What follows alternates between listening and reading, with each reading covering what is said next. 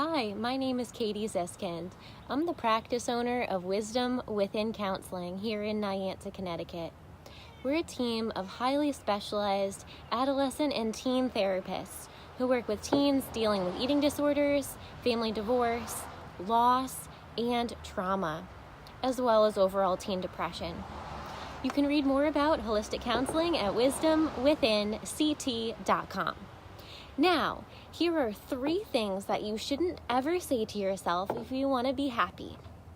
The first one is, "It's all your fault." This phrase really doesn't help anyone. And if you're pointing at someone, you have 3 fingers pointing back at you. So if you're saying, "It's you're the one that started this," it's not actually, because you have 3 ways of looking back at yourself. So don't say your fault. Say, what can I do to change my attitude, to change my perspective about the situation? Because if you start blaming others, you just start to not really develop that self-awareness. Self-awareness is what allows you to take accountability, to grow, to build meaningful relationships, and communicate your deeper feelings in a calm, respectful, and healthy way. Now, going off that point of your fault, 3 fingers pointing back at you, self-acknowledgement, and self-awareness. Tip number 2, you shouldn't say this to yourself. What would I have done differently? Yes, this could be a phrase to improve your awareness of the past, but what would I have done differently?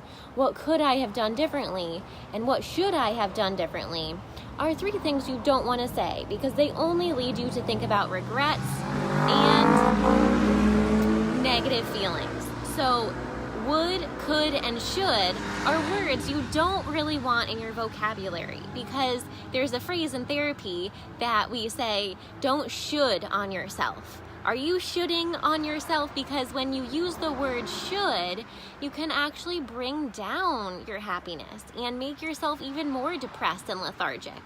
So don't should on yourself. Instead, say next time. Even though you can't change the past, you can learn from it. Next time, I'd really like to do this differently. But don't really go with the shoulds. They're a little bit self-sabotage and a little bit negative. Now, the last tip number 3, for something you don't want to say to yourself is, "It's all my fault." Right? So we want to take accountability, but you don't want to take all the accountability. If someone bothers you, if someone annoys you, if someone's hurt you, you need to speak up. If you're in a relationship and have a misunderstanding, saying it's all my fault, doom and gloom, is not going to help anyone either. So you don't want to say it's all you, and you don't want to say it's all me. You want to have a big perspective. So think of an owl sitting up in a tree branch, observing, quietly, gently watching the birds, the grass, the clouds. Gain a large perspective, a big perspective on your situation, rather than just reacting through emotion, through jealousy, through resentment. See if you can get clear, because then you can say, "I understand, this is my part, and then I also felt really upset, and I want you to say sorry for your part." So you can have this really healthy, meaningful dialogue around communicating your emotions. So those are the 3 things that you really don't benefit from saying to yourself. You want to choose positive self-talk, such as affirmations. "I am strong. I am confident. I can get through anything with the help of my therapist," or with that new positive coping skill I learned in therapy today.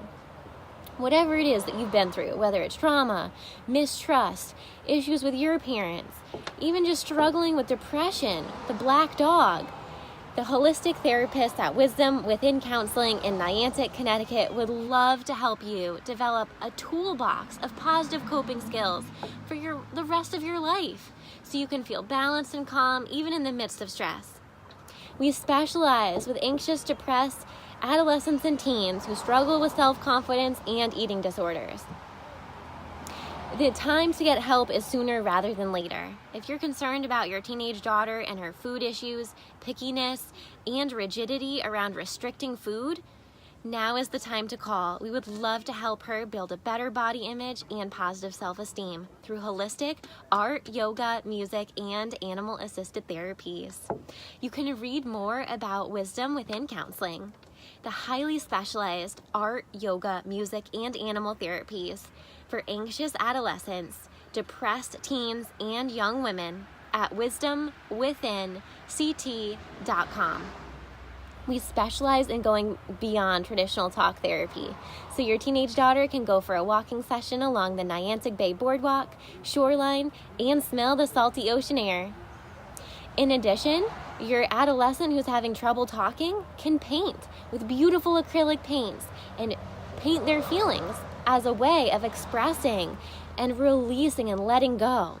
And before you know it, when they're living independently, instead of self-harming or turning to a negative behavior, they'll say, I can paint my feelings. I can let my feelings out through art. And they'll have a coping skill to take with them into college years and beyond. In addition, we have a teen girls group that meets weekly on Mondays for positive body image, self-esteem, and coping skills for a self-acceptance, for dealing with friendships, peer issues, a first breakup, how to set good boundaries with a partner or with a parent when they're frustrating. So this group integrates crafts, art, and being outside, and it's just for teen girls. You can read more about the teen girls group at wisdomwithinct.com. All of our therapists specialize in creative holistic counseling. It's really unique, it's different, and out of the box. So if your teenage daughter is already in therapy doing talk counseling, that's great. We can be a group of secondary therapists offering highly specialized art, yoga and movement, breathing, guided meditations for sleeping better at night, and help with trauma healing. When your teenage daughter is self-harming, that's really a deeper sign. It's a red flag that something's not right, and they need someone outside of their family, a professional that's neutral, and they can feel comfortable talking to about sexuality and dating, because teens might not want to tell parents those things.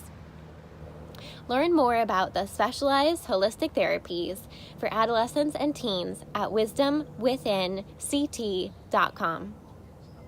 In addition, you can get started with a phone consultation to learn more about how we can help your teenage daughter develop self-confidence by calling 860-451-9364. We only have a few spaces available, so call to get started today. I'm Katie Ziskind, the practice owner of Wisdom Within Counseling, a holistic practice for marriage and family therapy in Niantic, Connecticut.